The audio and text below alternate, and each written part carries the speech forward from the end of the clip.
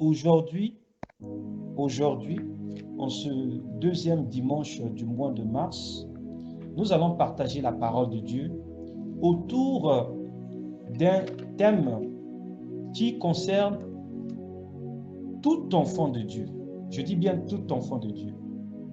Parce qu'au sein de l'Église du Seigneur, il y a des enfants de Dieu et il y a des fils de Dieu.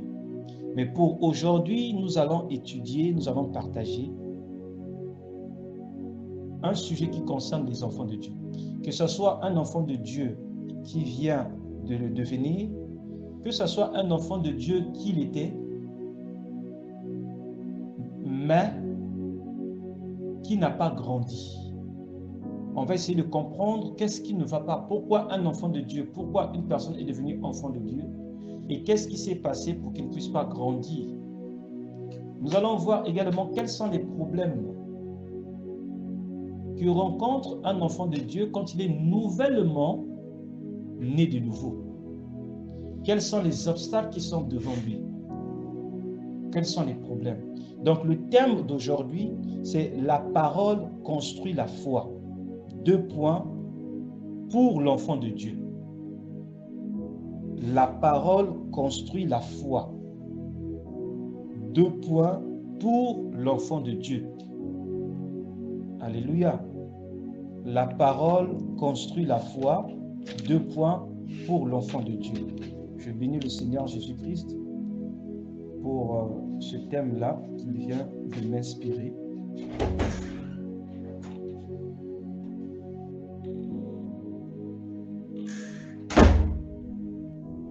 La parole construit la foi.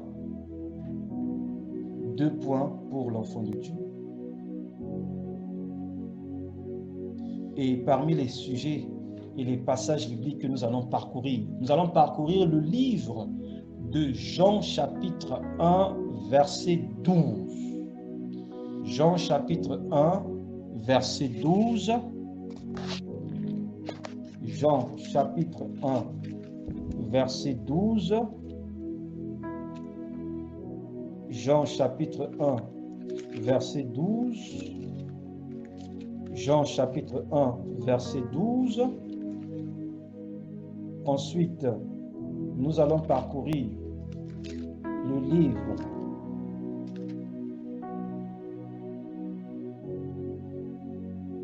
de Romains 8, verset 16. Alléluia. Jean chapitre 1, verset 12.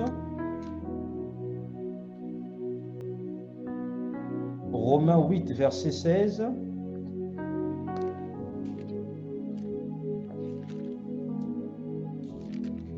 Romains 8, verset 16. Ensuite, nous allons parcourir le livre de Matthieu.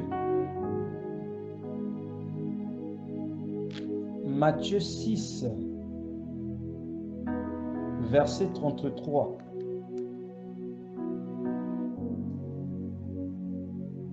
Matthieu 6, verset 33. Romains 8, verset 16.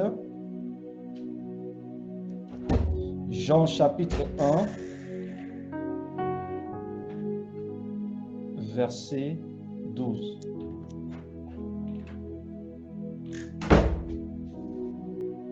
Et nous allons aussi voir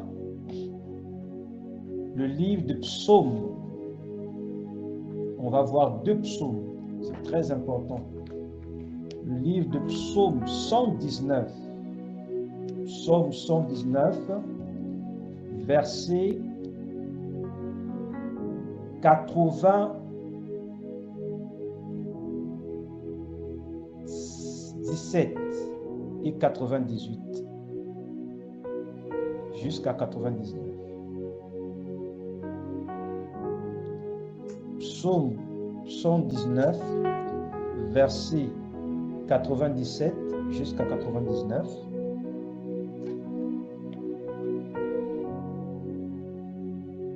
Et nous allons terminer par le psaume 34. Le psaume 34.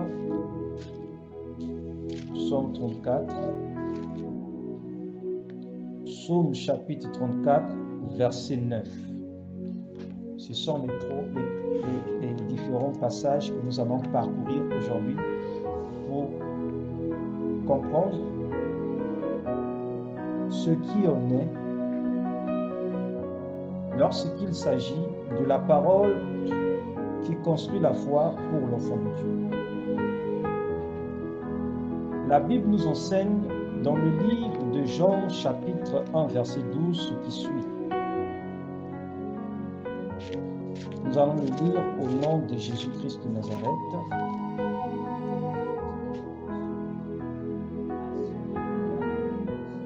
Amen. Alléluia.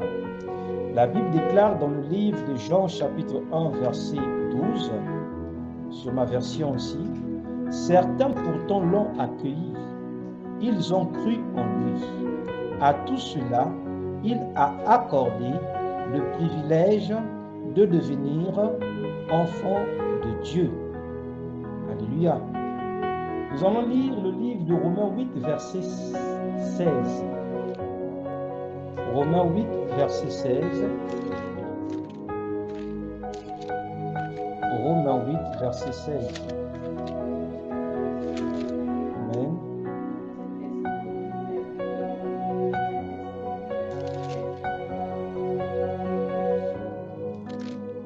Amen.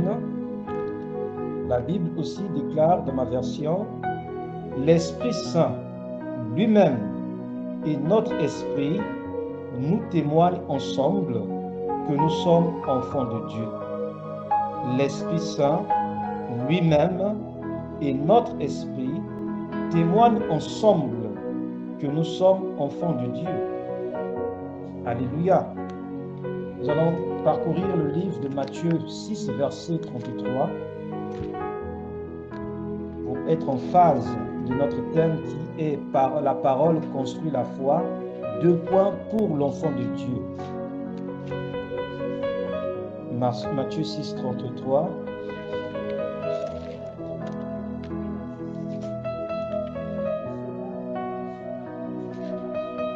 Alléluia. Matthieu 6, verset 33 déclare, « Faites donc du règne de Dieu et de ce qui est juste à ses yeux votre préoccupation première. Et toutes ces choses vous seront données en plus. » Amen. Faites donc du règne de Dieu et de ce qui est juste à ses yeux votre préoccupation première. Et toutes ces choses vous seront données en plus. Alors, nous allons voir le livre de Psaume 119, verset 96, je crois que c'est 96 que vous avez dit, non? 97 à 99. Psaume 119.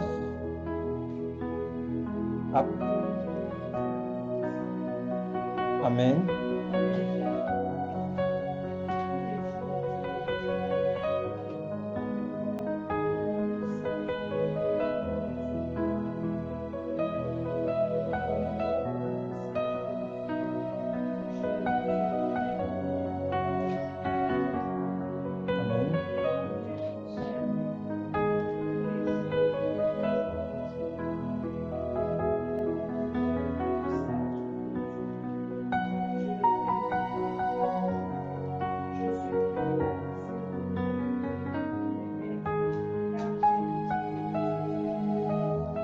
Amen. Dans ma version, il est écrit, « Oh, que j'aime ta loi! Je la médite tout le jour. Ton commandement me rend sage, plus sage que mes ennemis, car il m'accompagne toujours. Je suis plus avisé que tous mes maîtres, car je médite tes édicts. Oh, que j'aime ta loi! Je la médite tout le jour. Ton commandement me rend sage, plus sage que mes ennemis, car il m'accompagne toujours. Je suis plus avisé que tous mes maîtres, car je médite tes édicts. Amen. Alors, C'est sur ces 4 livres que nous allons développer notre partage d'aujourd'hui. Nous avons utilisé le livre de Jean, de Romains, de Matthieu et de Psaume de David. Nous avons pris l'ancienne alliance et la nouvelle alliance pour comprendre que c'est seulement un seul esprit qui agit et qui opère. Quand le prophète David, qui est le roi David, dit « Oh, que j'aime ta loi, je la médite tous les jours, ton commandement me rend sage, plus sage que mes ennemis, car il m'accompagne toujours, je suis plus avisé que tous mes maîtres, car je médite tes idées. »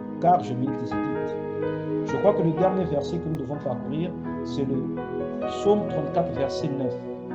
C'est ça, non? Psaume 34, verset 9. Psaume 34, verset 9. Que nous dit la parole de Dieu?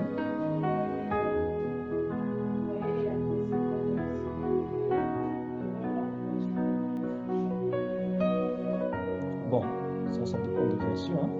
Moi, dans ma version ici, là, il est dit « Goûtez et constatez que l'Éternel est bon. Oui, heureux l'homme qui trouve son refuge en lui. » Alléluia. Goûtez et constatez que l'Éternel est bon. Amen. Alors, la parole construit la foi pour l'enfant de Dieu. Pour devenir un enfant de Dieu, la Bible nous enseigne, selon le livre de Jean 1, verset 12, que nous devons croire d'abord au Seigneur Jésus-Christ, qui est notre Seigneur et notre Sauveur. C'est-à-dire le sceau qui nous permet d'être considérés comme étant enfants de Dieu, c'est lorsque nous sommes nés de nouveau.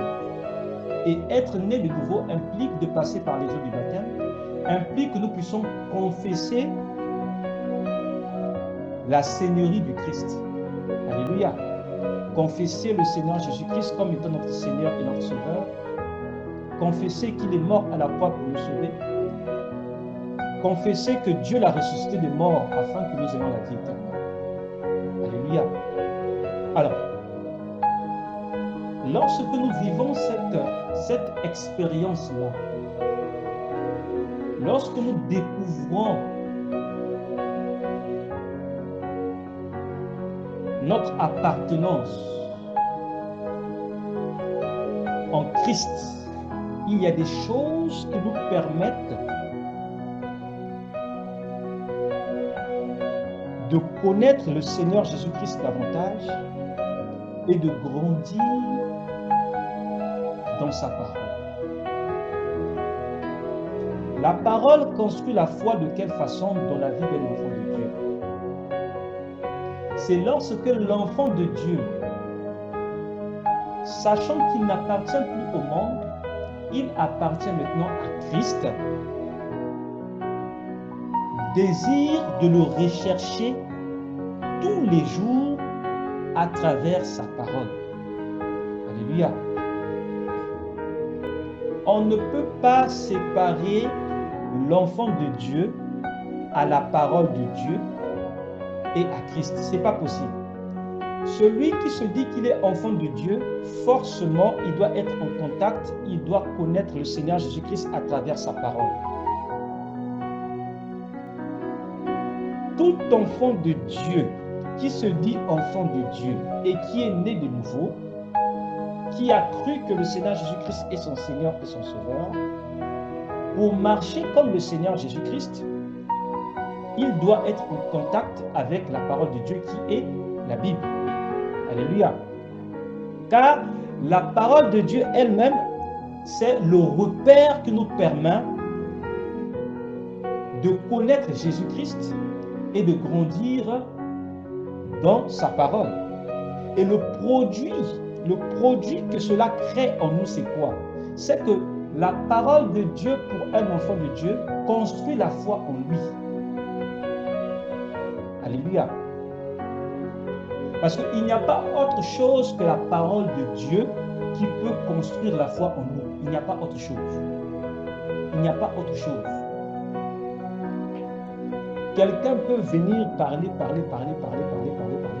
Tant qu'il ne parle pas de Jésus-Christ qui est le chef et le consommateur de la foi, ces personnes-là ne vont pas recevoir ce qu'il faut.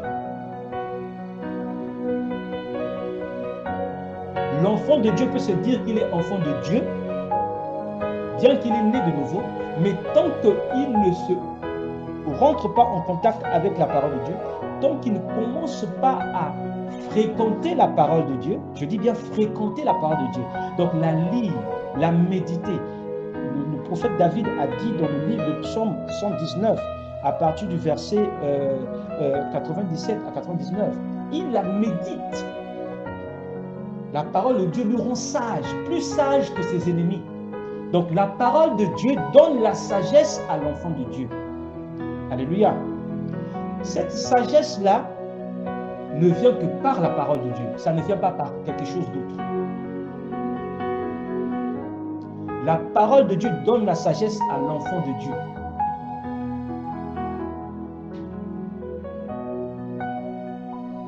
La parole de Dieu donne l'intelligence à l'enfant de Dieu. La parole de Dieu donne de la connaissance à l'enfant de Dieu.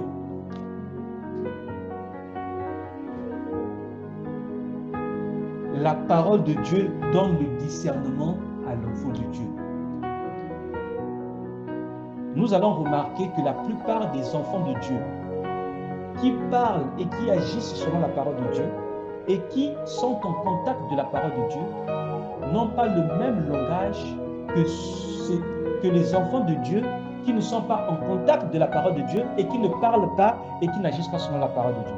Je ne sais pas si je me fais comprendre. Il y a une différence entre un enfant de Dieu qui parle et qui agit selon la parole de Dieu, et il y a une différence entre un enfant de Dieu qui n'est pas en contact de la parole de Dieu et qui parle et qui agit. Alléluia. Qu'est-ce qui se passe maintenant? Quel est le problème que nous rencontrons? Le problème que nous rencontrons, c'est quoi? C'est qu'un enfant de Dieu, lorsqu'il n'arrive pas à parler comme la parole de Dieu et agir comme la parole de Dieu, c'est parce qu'il n'a pas été, dès le départ, encadré comment étudier la parole de Dieu, comment apprendre à lire la parole de Dieu, par où commencer. Parce que le Seigneur Jésus-Christ a dit bien dans le livre de Matthieu 11, verset 28, de venir à son école. Lui-même, qui est la parole, est une école. Donc la parole de Dieu est une école. Nous devons l'étudier, nous devons l'assimiler, nous devons la lire, nous devons la méditer et nous devons la pratiquer.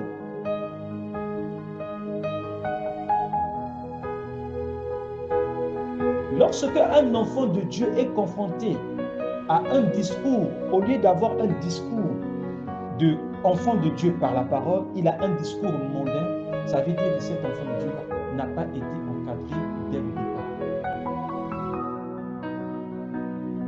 Quand je dis n'a pas été encadré dès le départ, c'est quoi? C'est qu'on ne l'a pas emmené à être en contact avec la parole de Dieu. Parce que la première chose qui construit la foi d'un enfant de Dieu, c'est quoi? C'est sa vie. Alléluia. Ce n'est pas juste le fait d'être né de nouveau, de sortir des eaux du baptême, non. C'est de suivre un processus de croissance. Parce que quand un bébé naît, le bébé pleure. Et quand le bébé pleure, le bébé a un langage. Et le langage du bébé et le langage d'un adulte, ce n'est pas la même chose. Le bébé a besoin d'être nourri de quelque chose, du lait. Alléluia. Donc, pour construire la foi d'un enfant de Dieu qui vient de naître de nouveau, que ce soit celui qui veut parler et agir selon la parole de Dieu, ou que ce soit celui qui est né de nouveau mais qui ne sait pas comment parler comme un enfant de Dieu, ce qu'il doit faire, c'est quoi?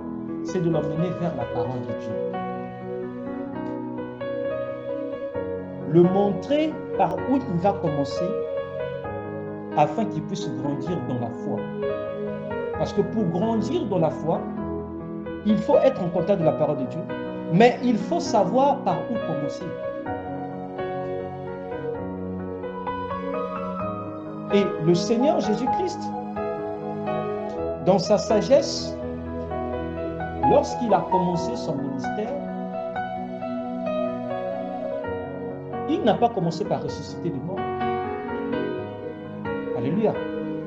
Le premier signe que le Seigneur Jésus-Christ a démontré devant ses disciples, en compagnie de maman Marie et ses frères, c'était au mariage de noces à Cana. Qu'est-ce que maman Marie a dit à ses disciples? Faites tout ce qu'il vous... Voilà. Donc, c'est par l'obéissance au Seigneur Jésus-Christ que nous saurons, que nous allons grandir, que nous allons construire notre foi. Alléluia. C'est en obéissant à ce que le Seigneur Jésus-Christ a dit que nous allons construire notre foi, puisque le Seigneur Jésus-Christ lui-même, il est le chef et le consommateur de la foi. Alléluia. Il n'y a pas autre chose en dehors du Seigneur Jésus-Christ qui donne la foi et qui produit la foi, qui déplace les montagnes. Il n'y a pas autre chose. Ce n'est que le Seigneur Jésus-Christ. Parce que le Seigneur Jésus-Christ, c'est lui qui est le chef et le consommateur de la foi. La foi est un langage. À la base, la foi est un langage. C'est une manière d'être. C'est une manière de penser. C'est une manière d'agir. Mais selon la parole de Dieu. Alléluia. La foi est une manière d'être. C'est une manière de parler. C'est une manière d'agir. C'est une manière de faire. Mais selon la parole de Dieu. C'est pourquoi un enfant de Dieu, lorsqu'il est né de nouveau, pour construire sa foi, ce qu'il doit faire, c'est d'être en contact de la parole de Dieu. Et commencer par ce que le Seigneur Jésus-Christ a enseigné. Alléluia. Commencer d'abord par ce que le Seigneur Jésus-Christ a enseigné. Un enfant de Dieu ne peut pas commencer à méditer et à lire la Bible pour avoir la sagesse à partir de l'Apocalypse. Ce n'est pas possible. Pour un enfant de Dieu, pour construire sa foi, ne peut pas commencer à lire la Bible par la jeunesse. Ce n'est pas possible. Non, ce n'est pas possible. Ce n'est pas la jeunesse qui est venue mourir à la croix pour nous. Alléluia. Ce n'est pas Ésaïe qui est venu mourir à la croix pour nous. Ce n'est pas Daniel qui est venu mourir à la croix pour nous. Ce n'est pas David qui est venu mourir à la croix pour nous. Ce n'est pas Samuel qui est venu mourir à la croix pour nous. Ce n'est pas Joseph qui est venu mourir à la croix pour nous, ni Élie qui est venu mourir à la croix pour nous.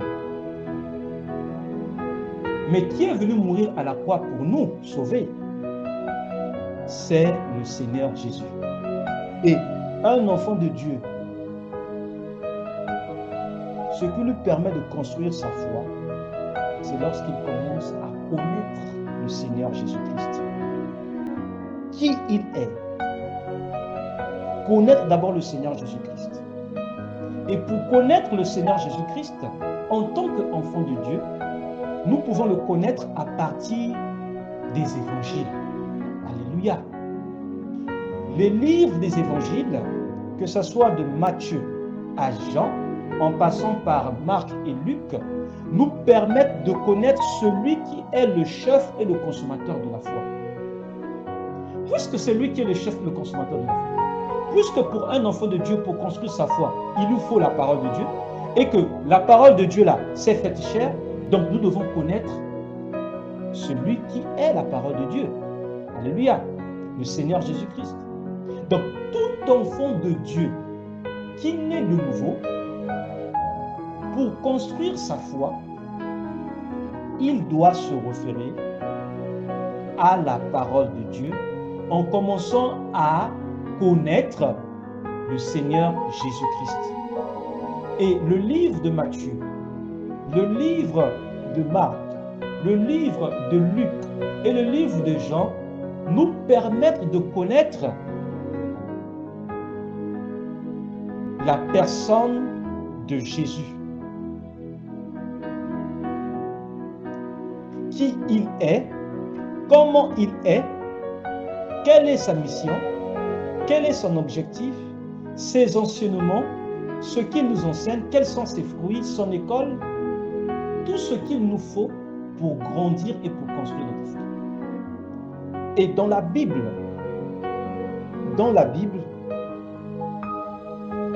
en tout cas, c'est pas seulement aujourd'hui, ça fait partie des méditations que j'ai l'habitude de faire. Quand je me réfère à qui est le modèle par excellence dans la Bible, de la Genèse jusqu'à l'Apocalypse, je ne trouve que le Seigneur Jésus. C'est-à-dire celui qui a fait ce que les autres n'ont pas fait. L'excellence de l'excellence, c'est le Seigneur Jésus. Celui qui était parfaitement parfait. Celui qui était complètement juste, c'est le Seigneur Jésus. Donc le modèle par excellence que nous devons suivre en tant qu'enfants de Dieu, c'est le Seigneur Jésus-Christ. Et le fait de le connaître, si nous connaissons le Seigneur Jésus-Christ par sa parole, et si sa parole habite en nous, qu'est-ce qu'il a dit dans le livre de Jean 15, verset 7? Qu'est-ce que la parole de Dieu dit dans le livre de Jean 15, verset 7? Oui. Amen. Demandez tout ce que vous voulez. Alléluia. Donc, cela dit quoi? Si on connaît le Seigneur Jésus-Christ par sa parole, et que sa parole demeure en nous, que nous pouvons demander tout ce que nous voudrons, et cela nous sera accordé.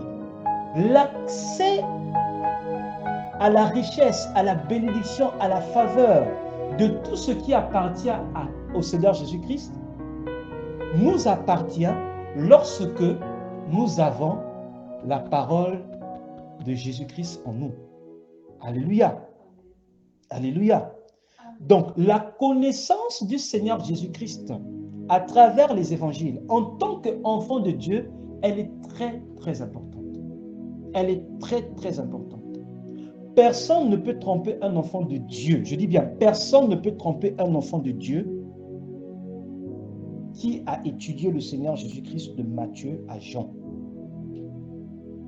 Personne, je dis bien personne, ne peut tromper un enfant de Dieu. Pourquoi? Parce que cet enfant de Dieu-là, après avoir étudié le Seigneur Jésus-Christ, après l'avoir médité, lu, relu, et commencé à appliquer les enseignements que le Seigneur Jésus-Christ a donnés, il y a des effets de produits qui se passent dans la vie de la personne. Il y a une transformation qui se passe dans la vie de la personne.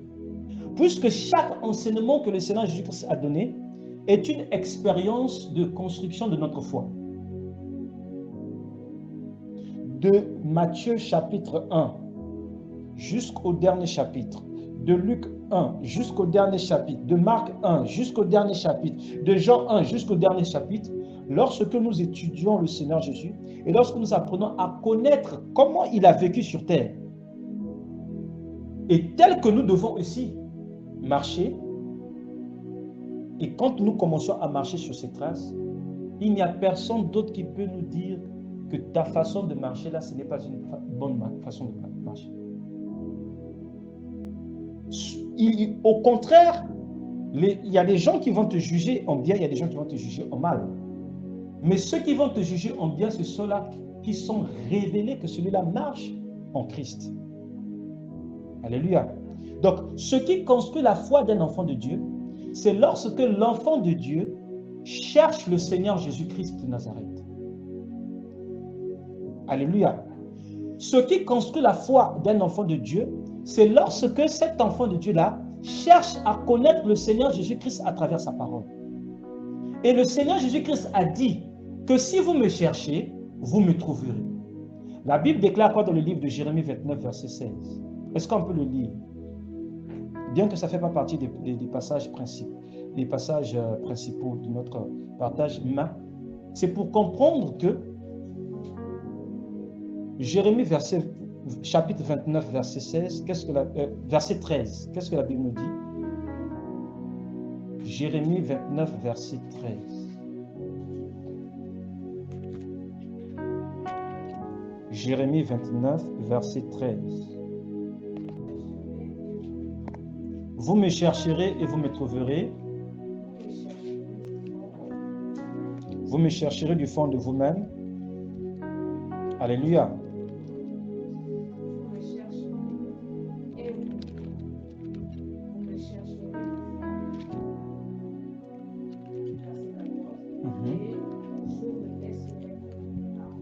Alléluia. Amen. Amen. Amen. Amen. Dans ma version, il est dit, Jérémie 29, verset 13,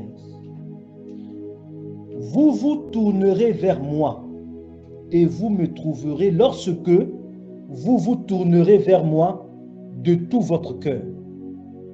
Alléluia. La Bible déclare, vous vous tournerez vers moi et vous me trouverez lorsque vous vous tournerez vers moi de tout votre cœur. Alors, le Seigneur Jésus-Christ de Nazareth se révèle à tout enfant de Dieu qui le cherche de tout son cœur. Alléluia. Le Seigneur Jésus-Christ de Nazareth se révèle toujours dans la vie de tous ses enfants lorsqu'on le cherche de tout son cœur. Le Seigneur Jésus-Christ de Nazareth se révèle dans la vie d'un enfant de Dieu lorsque ce dernier-là le cherche de tout son cœur. Et pour chercher le Seigneur Jésus-Christ, c'est à travers sa parole. Alléluia. C'est lorsqu'on commence à s'intéresser aux choses du royaume de Dieu. Lorsqu'on commence à s'intéresser aux choses de Dieu, lorsqu'on commence à s'intéresser aux choses du ciel, lorsqu'on commence à s'intéresser à ce que le Seigneur Jésus-Christ a dit, lorsqu'on commence à appliquer ce que le Seigneur Jésus-Christ nous a dit, lorsqu'on commence à appliquer au quotidien ce que le Seigneur Jésus-Christ nous a demandé de faire, c'est là où le Seigneur Jésus-Christ se révèle à nous.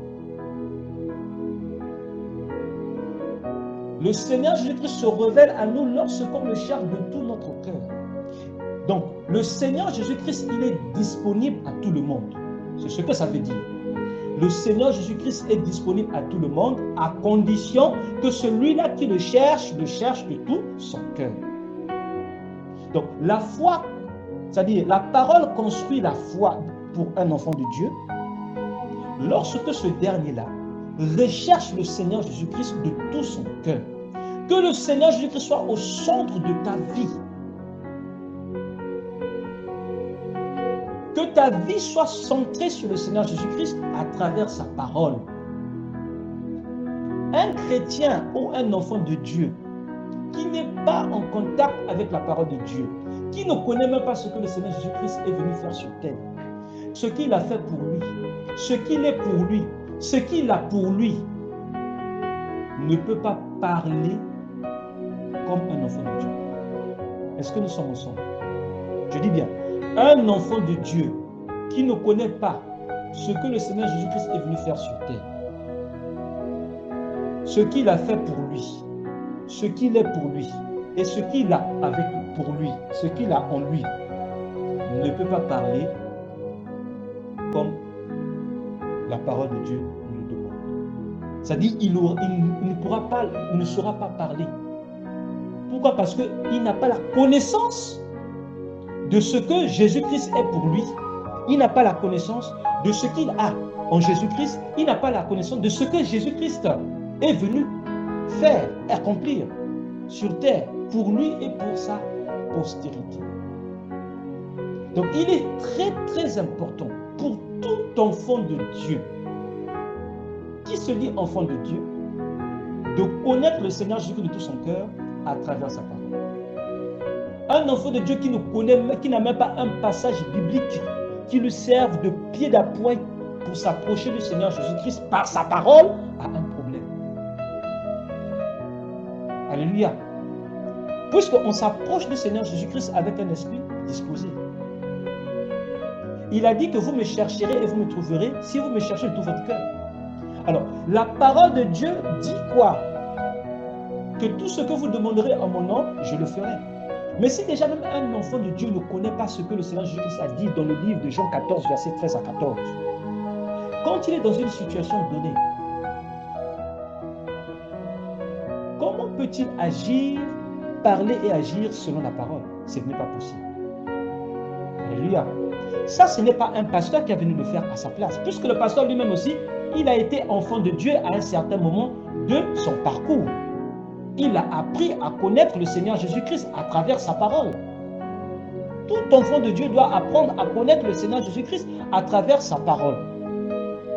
Ce n'est pas quelqu'un d'autre qui est venu le faire à notre place. Mais c'est nous qui devons mettre le Seigneur Jésus-Christ au centre de notre vie, au centre de nos intérêts, de tout, afin de le connaître, de savoir ce qu'il a dit en toutes circonstances et dans toutes les situations. La tempête que le Seigneur Jésus-Christ a arrêtée lorsqu'ils étaient en train de traverser le lac, cette expérience qu'il a vécue là, nous aussi nous pouvons la vivre, nous pouvons stopper la tempête. Mais si nous apprenons ce que le Seigneur Jésus-Christ nous a enseigné dans sa parole,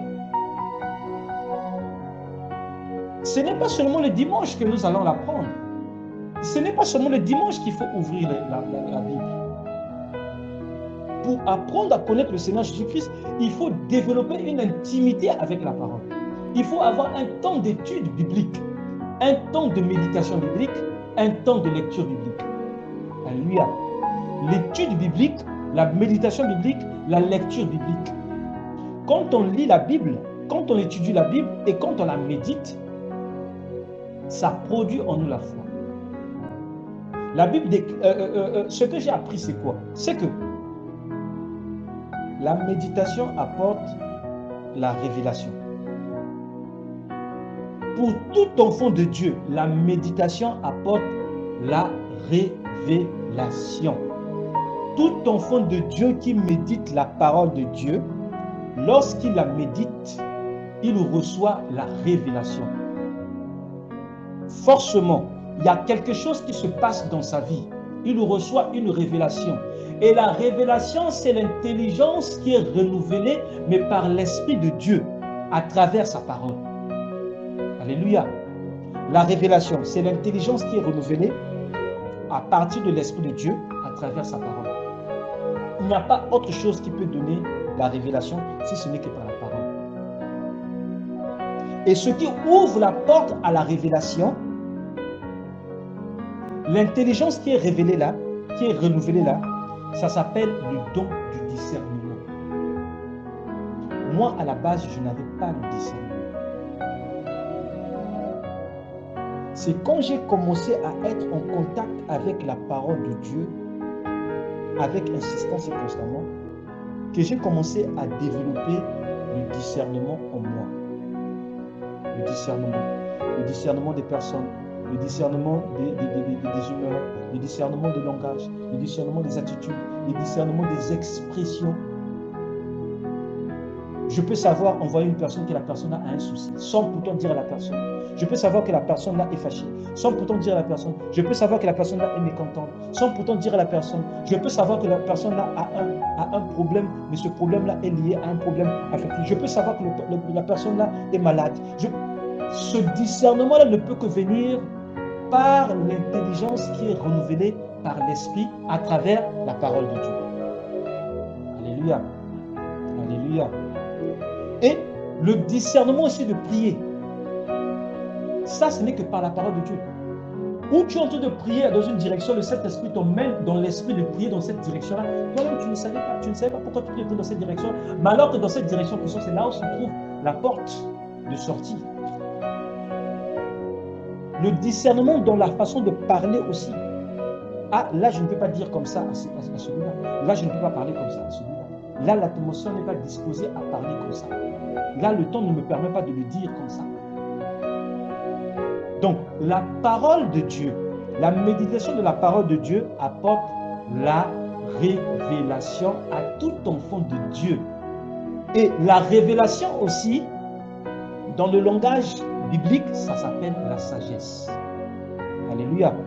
Lorsque le prophète David est en train de dire dans le livre de Psaume 119, verset 97 à 99, que je suis plus sage que mes ennemis, c'est parce qu'il reçoit de la part de l'Éternel une sagesse, une connaissance qui lui permet de contrecarrer tous les plans que ses ennemis manigancent derrière lui. Alléluia. Donc, la révélation apporte la sagesse. La sagesse de discerner les choses, de discerner les événements, de discerner les personnes et de discerner les saisons et même les esprits. Alléluia. Donc, il est important pour un enfant de Dieu qui aime le Seigneur Jésus-Christ d'être en contact avec la parole de Dieu. Et les évangiles nous permettent de connaître la personne du Seigneur Jésus-Christ parce que celui qui est le chef et le consommateur de la foi. Si nous connaissons déjà le Seigneur Jésus-Christ, nous avons tout. Celui qui connaît Christ a tout. Celui qui connaît le Seigneur Jésus-Christ comme son Seigneur et son Sauveur, et comme la parole de Dieu nous l'a enseigné, il a tout. Et qu'est-ce qui se passe après? Lorsque nous vivons, lorsque nous méditons la parole de Dieu, après la méditation, nous avons dit qu'il y a la manifestation, la révélation. Alléluia. Nous recevons de la part de la parole de Dieu des fruits qui ne sont pas donnés ailleurs que dans la parole. Nous recevons des fruits, nous recevons des qualités, nous recevons des habitudes, des nouvelles habitudes. Nous recevons quelque chose. Quelle est cette chose-là qui fait que le Rama d'hier et le Rama d'aujourd'hui n'est pas le même? Nous recevons quelque chose de nouveau. Alléluia. Un enfant qui est né de nouveau reçoit quelque chose de nouveau aussi. Toutes les choses anciennes sont passées et toutes choses deviennent nouvelles. Et les choses qui deviennent nouvelles là, qui viennent dans la vie de la personne, ce sont les fruits que produit la parole de Dieu en nous. Alléluia. Et quand nous recevons la révélation nous donne la capacité de discerner. Le discernement nous donne l'intelligence renouvelée de savoir parler, de savoir se tenir, de savoir agir, de parler avec douceur, de ressentir, de compatir pour un frère, de manifester la fidélité, de manifester la bonté, de manifester l'amabilité, de manifester l'amour, de manifester la paix autour de nous, de manifester la maîtrise de soi dans toutes les situations. Après cela, ces choses arrivent sous forme de révélation et ça se manifeste maintenant dans notre manière de vivre. Alléluia. C'est-à-dire, la méditation apporte la révélation et la révélation apporte la manifestation. Alléluia. Et ça, c'est seulement avec la parole de Dieu que nous pouvons vivre ces expériences-là. Il n'y a personne d'autre qui peut donner ça. Aucun pasteur, aucun apôtre, aucun prophète, aucun docteur, aucun évangéliste ne peut donner cela si ce n'est que la parole de Dieu elle-même à l'enfant de Dieu.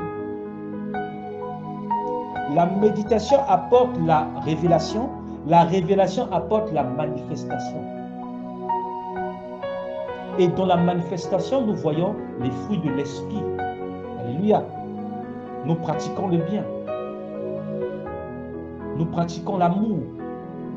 Nous manifestons la paix autour de nous. Nous manifestons la joie autour de nous.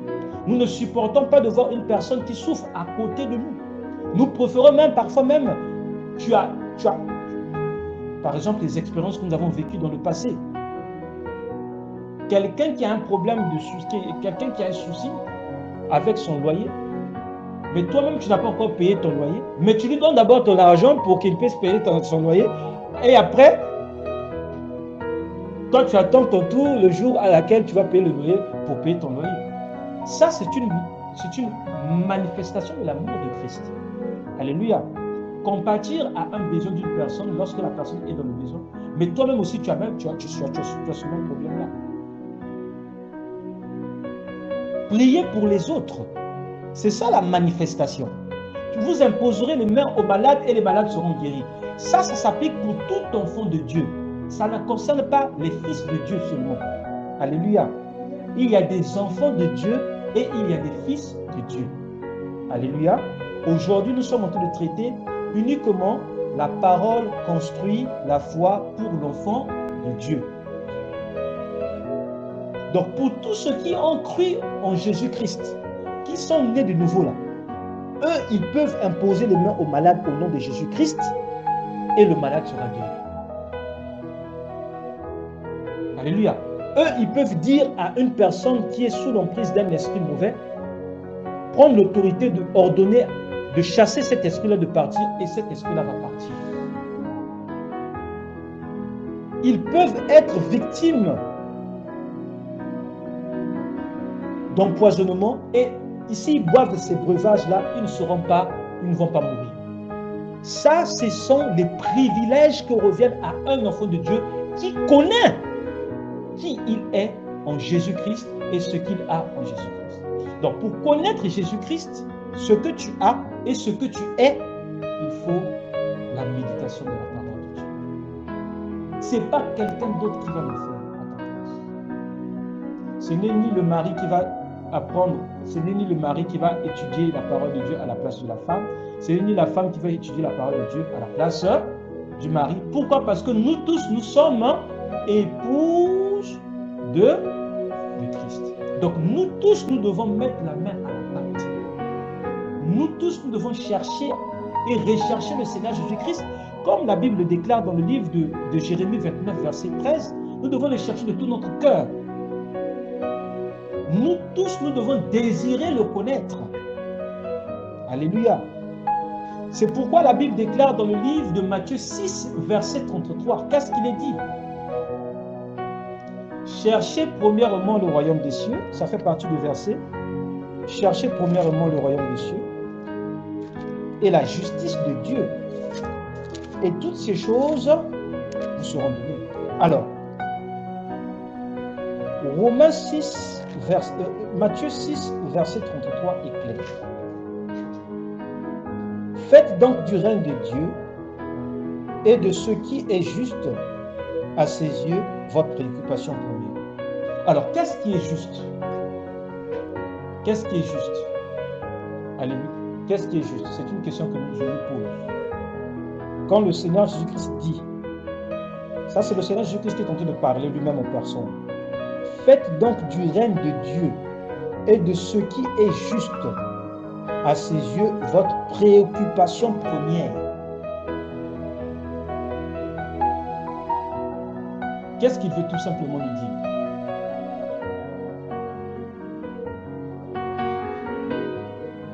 Amen.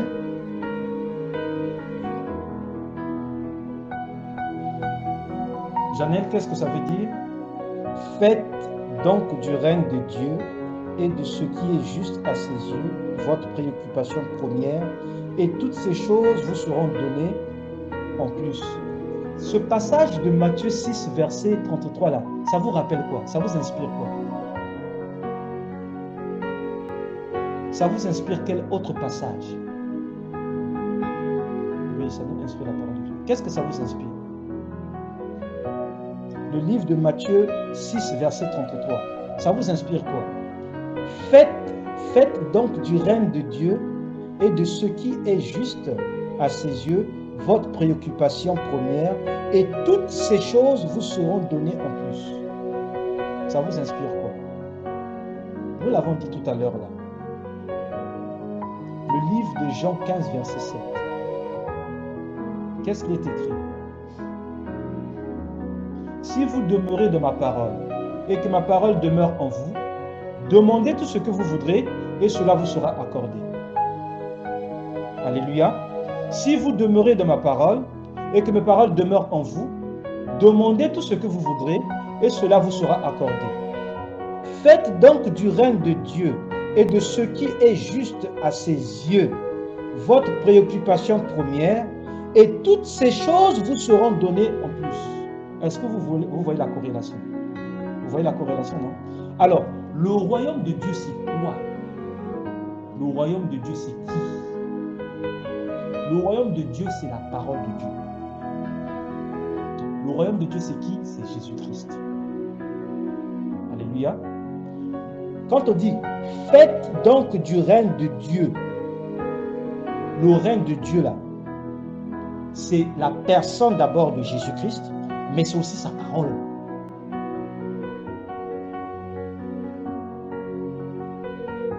Dans ta version, qu'est-ce qu'il était? Qu'est-ce qu'il est dit? Dans Matthieu 6, verset 33.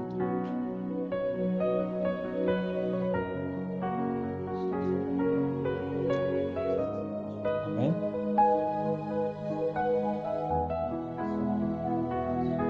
Très bien.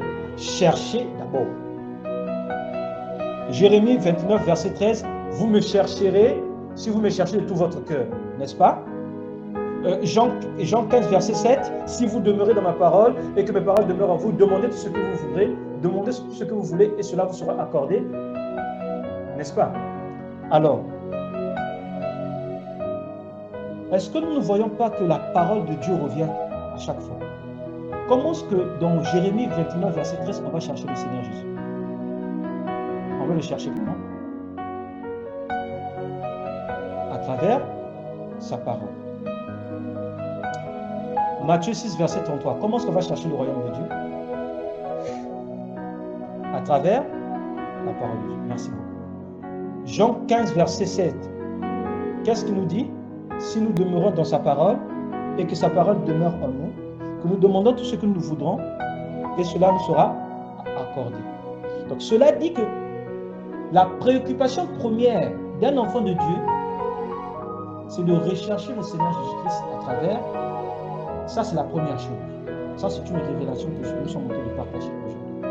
La préoccupation première d'un enfant de Dieu, c'est de rechercher le Seigneur Jésus-Christ à travers sa parole.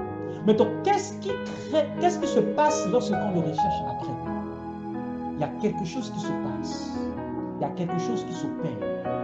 Lorsqu'on recherche le Seigneur Jésus-Christ, il y a quelque chose qui s'installe en nous. Qu'est-ce qu'il dit? Faites donc du règne de Dieu. Dans votre version, on dit recherchez d'abord le royaume des cieux. N'est-ce pas? Voilà. Donc, on recherche d'abord le Seigneur Jésus-Christ à travers sa parole. Et il y a une conjonction de coordination. Et de ce qui est juste. Ce qui est juste, c'est quoi? Qu'est-ce qui est juste? Qu'est-ce qui est juste? Dans la Bible, qui est juste? Alors, à quel moment on dit qu'un enfant de Dieu est juste?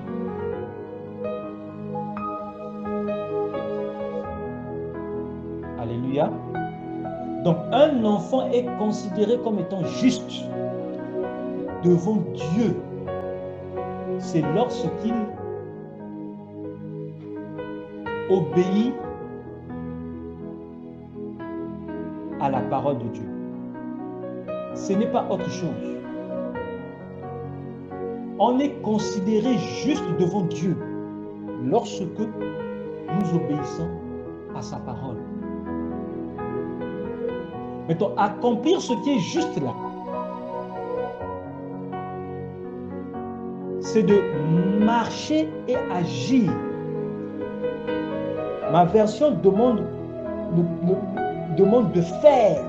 Faites. Donc, il parle de l'action. Faites. Donc, nous devons le faire. Nous devons faire ce qui est juste. Dans ma version, on dit faites donc du royaume, faites donc du règne de Dieu et de ce qui est juste à ses yeux, votre préoccupation première. Donc, faire le bien, produire le bien, pratiquer le bien, pratiquer l'amour, pratiquer la bonté, pratiquer la fidélité, pratiquer la patience, pratiquer l'amabilité, pratiquer la compassion, pratiquer la prière, pratiquer la parole de Dieu. Ça doit être c'est la première préoccupation d'un enfant de Dieu. Un enfant de Dieu, quand il sait déjà que sa première préoccupation, ce n'est pas aller le dimanche à l'église, mais c'est de rester, de rechercher le Seigneur Jésus-Christ du lundi à dimanche avec la parole de Dieu et de pratiquer ce qui est dit dans la parole de Dieu, c'est ce qui fait de lui un enfant de Dieu et c'est ce qui fait de lui un enfant qui est juste, une personne juste. Alléluia. Tu peux aller, tu peux dire que toi tu es chrétien, que moi je suis chrétien, que moi je ne fais pas ça, que moi je ne fais pas ça. Mais le cœur n'obéit pas à ce que la parole de Dieu dit. Il y a des gens qui sont comme ça. La personne s'habille de façon chrétienne, de façon décente, de la tête jusqu'aux pieds. La personne, on sent que celui-là c'est un chrétien. Mais les actes de la personne là ne produisent pas la parole de Dieu. Je ne sais pas si je me fais comprendre. C'est-à-dire un enfant de Dieu qui marche et qui cherche le Seigneur Jésus-Christ, non seulement par sa façon d'être, mais par sa façon ici de faire. Ça doit aller ensemble dans la même direction. Puisqu'il nous dit ici là, il faut être, ça doit être notre préoccupation première, notre préoccupation première. Donc on doit faire et on doit être à l'image de la parole de Dieu. Celui qui veut juste paraître sans être est dans la fausseté. Celui qui veut seulement paraître, c'est-à-dire de son visu, la personne s'habille bien, ça par son apparence, ça c'est une chrétienne, hein? Ah, celle-là elle aime bien. Mais dans sa façon de faire, celle-là elle est pire que le monde. Ça, c'est pas un enfant de Dieu. Parce qu'un enfant de Dieu, c'est celui qui fait de la parole de Dieu d'abord sa préoccupation première et de pratiquer ce que la parole de Dieu a dit, sa préoccupation première. Le royaume de Dieu, c'est Christ. La justice, c'est ce que Christ nous a enseigné que nous devons pratiquer. Alléluia. Donc les deux doivent aller ensemble. Et chaque fois qu'un enfant de Dieu n'est pas en contact de la parole, chaque fois un enfant de Dieu qui ne marche pas selon la parole de Dieu, qu'est-ce qui se passe? Il y a la rétrogradation. Ça, ce sont les premiers problèmes qui empêchent un enfant de Dieu de construire sa foi. La rétrogradation. Et ça, ce n'est pas seulement les enfants de Dieu qu'on constate ça. On voit des adultes qui sont devenus des mages, des adultes, des fils de Dieu, mais qui ont rétrogradé. Tu vas entendre là un serviteur de Dieu accoucher avec une fille, avec une servante. Un serviteur de Dieu a volé l'argent d'un tel. Un serviteur de Dieu s'est battu. Un serviteur de Dieu a fait ceci. Un serviteur de Dieu est parti avec l'argent, a disparu. Un serviteur de Dieu a fait comme ça. Un serviteur de Dieu a insulté. C'est lorsque un enfant de Dieu, lorsque on rétrograde, la rétrogradation, c'est quand un enfant de Dieu ou un fils de Dieu ne marche plus selon la parole de Dieu et n'obéit plus à la parole de Dieu. Ça fait partie des signes, la rétrogradation. Tu écoutes par exemple un pasteur, un serviteur de Dieu est parti avec une prostituée. Ça fait partie des scandales qu'on entend sur YouTube, n'est-ce pas? Un serviteur de Dieu a enceinté une fidèle. Ça fait partie des scandales qu'on entend et qu'on voit dans l'actualité. Donc, lorsqu'un enfant de Dieu et un fils de Dieu s'éloignent de la parole de Dieu et n'obéissent plus à la parole de Dieu, il y a des effets qui commencent à se produire. Puisque vous me chercherez et vous me trouverez, si vous me cherchez de tout votre cœur. Et le Seigneur Jésus-Christ, celui qui construit notre foi. Et la foi ouvre en nous l'intelligence et la sagesse de discerner ce qui est bon, agréable et parfait. Alléluia. Alors, lorsque nous nous éloignons maintenant de ce qui est bon, agréable et parfait, qu'est-ce qui se passe? On commet des erreurs. Alléluia. On commet des erreurs. On se livre dans la méchanceté, dans la colère, dans les disputes, dans tout ce qui est nature charnelle. Donc, un enfant de Dieu doit comprendre que la parole construit sa foi lorsque on la médite, lorsqu'on cherche à connaître le Seigneur Jésus-Christ à travers sa parole. Alléluia. Voilà. Donc, on est reconnu comme un peu juste devant Dieu quand nous cherchons Dieu de tout notre cœur, le Seigneur Jésus-Christ, et quand nous appliquons ce que le Seigneur Jésus-Christ nous a dit. Dans toutes les situations, parce que le Seigneur Jésus-Christ a vécu toutes les situations et il est ressorti victorieux dans toutes les situations qu'il a vécues sur terre. Donc, c'est lui le modèle par excellence que nous devons suivre. Puisque c'est lui qui a vaincu la mort. Celui qui est venu donner sa vie pour nous sauver. Il n'y a qu'un seul chemin qui conduit à la vie éternelle. C'est lui-même. Donc, on doit marcher à travers sa parole. Et lorsque nous marchons à travers la parole de Dieu, et lorsque nous accomplissons ce que la parole de Dieu nous a demandé de faire, Romains 8, verset 16 vient maintenant. L'Esprit Saint témoigne à notre esprit ensemble que nous sommes enfants de Dieu. C'est-à-dire, au fond de toi, tu as cette assurance, tu as même cette paix que toi, tu es enfant de Dieu. Ce n'est pas quelqu'un d'autre qui va venir témoigner, puisqu'il y aura des gens qui peuvent venir témoigner. Il y a des gens qui peuvent venir témoigner que toi, ah frère, vraiment, toi, tu es un enfant de Dieu. Toi, tu es un serviteur de Dieu. Non, toi, tu crains aussi.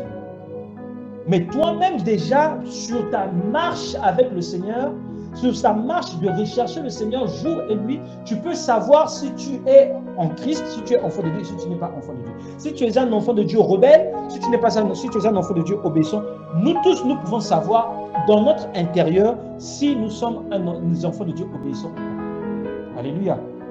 Donc Romains 8, verset 16, confirme que tout enfant de Dieu, dans son cœur, sait qu'il est enfant de Dieu. Par son attachement à la parole de Dieu et par la mise en pratique de la parole de Dieu. Alléluia. Nous avons vu à partir du psaume 119, verset 95 à 99, que la parole de Dieu nous donne la sagesse. La parole de Dieu, lorsque nous la méditons, elle fait grandir en nous la foi. Elle construit notre foi, puisque le Seigneur Jésus-Christ, c'est lui le chef, le consommateur de la foi. Donc forcément, en étant attaché à la parole de Dieu, on ressent les battements de cœur du Seigneur Jésus-Christ. Ça, c'est l'une des choses que je voulais vous partager ici aujourd'hui. En 2023, je crois en 2023, quand j'étais dans la cuisine, j'ai tenté de méditer le livre de Jean. Je crois bien que c'était le livre de Jean, mais j'ai médité le passage où le Seigneur Jésus-Christ allait quitter une ville pour aller dans une autre ville, et sur le chemin, il a croisé une femme qui partait enterrer son fils. Alléluia. Et pris de compassion, le Seigneur Jésus-Christ toucha le cercueil. Pris de compassion, voyant la maman, c'était son seul fils. Donc le Seigneur Jésus-Christ a reçu la révélation, sachant que c'était son seul fils. Et cette femme-là était veuve. C'est-à-dire, cette femme-là n'avait plus son mari. Et cette femme-là venait de perdre son enfant. Et cette femme-là partait pour enterrer son enfant. Pris de compassion, le Seigneur Jésus-Christ a vu cette femme-là. Il a touché le cercueil. Ils ont arrêté. Et il a ramené à la vie cet enfant. Il a ramené à la vie cet enfant-là. L'enfant qui était mort, il a ramené à la vie. Quand j'ai lu ce passage-là, il y a quelque chose qui s'est passé dans mon cœur. J'ai ressenti ce que le Seigneur Jésus-Christ avait ressenti à l'instant. Le niveau de détresse, de tristesse, d'abattement, c'est la façon que la maman là était abattue dans son cœur. C'est-à-dire, c'est en étant en contact avec la parole de Dieu qu'on peut sentir même les émotions que le Seigneur Jésus-Christ ressentait lorsqu'il vivait certaines situations de la Bible. Alléluia. C'est-à-dire, tu ressens ça de manière réelle dans ton cœur. Tu sens que ton corps est en train de vibrer. Tu es en train de ressentir ce que le Seigneur Jésus-Christ est en train de ressentir quand il était en face de cette femme-là, voyant son enfant qui est dans le cercueil et en allant l'enterrer. Tu ressens comment le Seigneur Jésus-Christ est bon. Tu t'aperçois comment le Seigneur Jésus-Christ est compatissant. Alléluia. Mais ça, ce n'est pas en une heure que tu peux avoir ou à percevoir cela. C'est en étant en contact avec la parole de Dieu. Alléluia. Donc, il est vraiment important pour tout enfant de Dieu que ce soit celui qui a rétrogradé, que ce soit celui qui recherche le Seigneur Jésus de tout son cœur, d'être en contact avec la parole de Dieu. La parole de Dieu va nous permettre de ne pas commettre des erreurs et des bêtises. La parole de Dieu va nous permettre d'être en règle devant Dieu. Nous avons parlé de la rétrogradation. Et il y a aussi le doute. La parole de Dieu tue le doute. Parce que l'ennemi de la foi, c'est quoi? Quel est l'ennemi de la foi? Quel est l'ennemi de la foi? C'est le doute. C'est l'incrédulité. C'est l'ignorance. Quand une personne sait que le Seigneur Jésus-Christ est mort à la croix pour lui, je vais donner un exemple biblique où la parole de Dieu s'est manifestée dans la vie d'un serviteur, d'un enfant de Dieu, d'un disciple, et le disciple a reçu la parole de Dieu, a agi, et à un moment donné, il a douté et il a ressenti quelque chose. Le Seigneur Jésus-Christ, au lendemain du décès de Jean-Baptiste, quand il est allé au désert, il y a eu une foule qui l'ont suivi au niveau du désert. Dans la Bible, dans le livre de Matthieu, c'est écrit. À partir de Matthieu 13, Matthieu 14. Et qu'est-ce qui se passe à partir du livre de Matthieu, je crois 14, c'est pas 13, c'est 14. Quand la foule a suivi, pris de compassion, le Seigneur Jésus les enseignait, le Seigneur Jésus a guéri les malades et tout ça. Et dans cette expérience-là, il faisait tard dans la nuit et le Seigneur Jésus a demandé à ses disciples de les donner à manger, de les renvoyer. Non, les disciples ont demandé au Seigneur Jésus de les renvoyer. Et le Seigneur Jésus a dit non, mais on ne peut pas les renvoyer comme ça là, parce que peut-être ils ne pourront pas arriver jusqu'à leur arrivée, à leur destination. Étant donné qu'ils n'ont pas mangé, ça fait 3 jours qu'ils sont avec moi. Après le miracle de la multiplication du pain et des poissons, des 5 000 personnes. Quand le Seigneur Jésus a demandé à ses disciples de le précéder, d'aller de l'autre côté de la région, ils ont pris le bateau, n'est-ce pas? Dans la Bible, c'est écrit. Ils ont pris le bateau pour traverser le lac. Le Seigneur Jésus a prié seul toute la nuit. Quand il a rejoint ses disciples au bateau, c'était dans la nuit. Et Pierre, pris de peur, les disciples ont eu peur, ont dit non, ça c'est un. Non. Pierre, pris de peur, les disciples ont dit ah non, ça c'est un fantôme. Le Seigneur Jésus a dit non, c'est moi. Alléluia. Voilà. Et quand les disciples, quand Pierre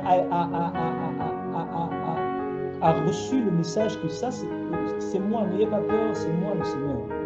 Pierre a dit au Seigneur, si c'est toi, demande-moi de venir où tu es. Qu'est-ce que le Seigneur Jésus a dit à Pierre? De venir. Alléluia. Le Seigneur Jésus a dit à Pierre de venir. C'est écrit ici dans la Bible. Il a dit à Pierre, viens. Et ce qui s'est passé après, c'est que Pierre, lorsqu'il venait, il a constaté que l'eau vacillait maintenant et il a commencé maintenant à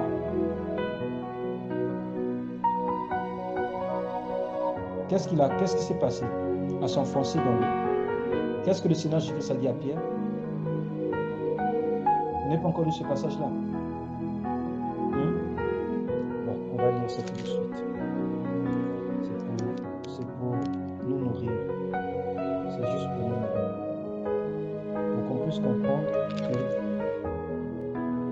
le Seigneur Jésus-Christ nous enseigne même à travers ses expériences. Alors,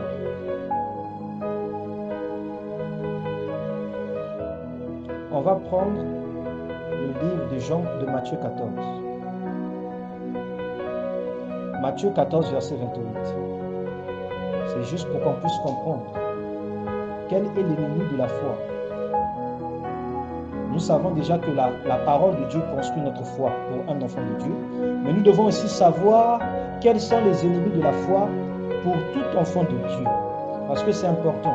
La Bible déclare dans le livre de Matthieu 14, verset 28. Alors Pierre lui dit, « Si c'est bien toi, Seigneur, ordonne-moi de venir te rejoindre sur l'eau. » Viens, lui dit Jésus. Alléluia. Aussitôt Pierre descendit de la barque et se mit à marcher sur l'eau. Il marchait sur l'eau, vrai ou faux? Voilà. Il marchait sur l'eau par le biais de quoi? Par le biais de la foi ou par sa propre capacité? Très bien. Donc c'est par la foi, n'est-ce pas? Le Seigneur Jésus-Christ, on dit bien que c'est lui le chef et le consommateur de la foi. C'est lui qui dit et la chose arrive, celui qui ordonne et la chose existe. Donc le Seigneur Jésus-Christ dit à Pierre de venir, et Pierre obéit à la volonté du Seigneur Jésus-Christ. Donc il exécute la foi du Seigneur. Alléluia.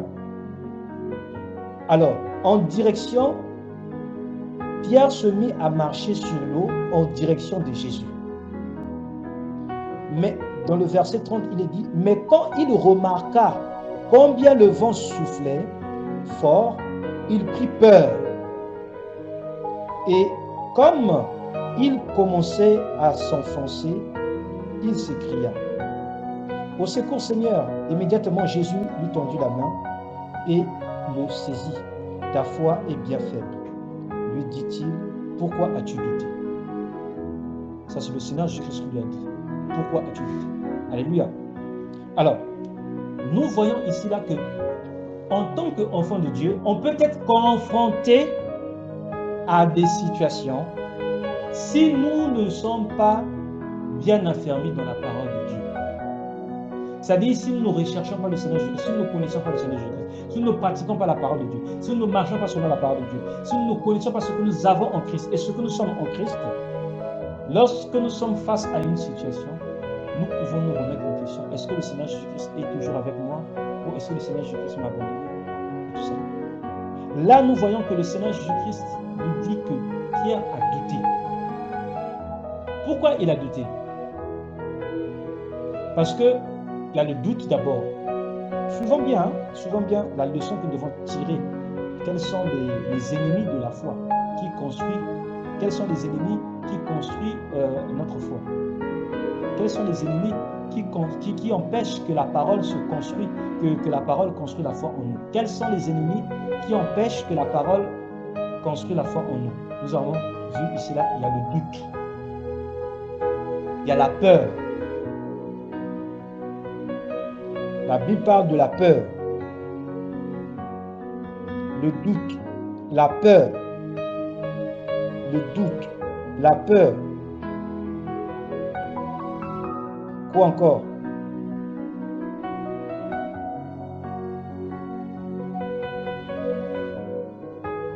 Quoi encore? En dehors du doute et de la peur. L'incrédulité. Alléluia. L'incrédulité aussi. Quoi encore?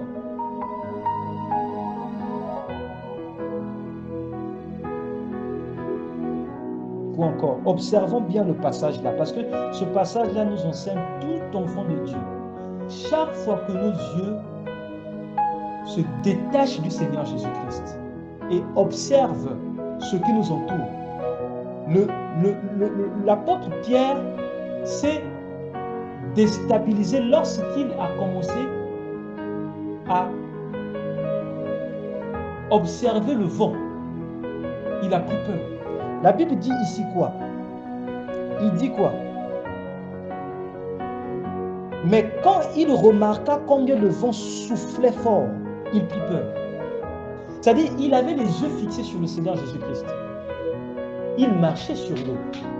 Mais quand il a remarqué, donc il s'est laissé distraire par le vent qui soufflait, le temps qui est passé seulement là, le laps de temps qui est passé seulement là, en train de regarder, remarquer autre chose que le Seigneur Jésus-Christ, il a pris peur.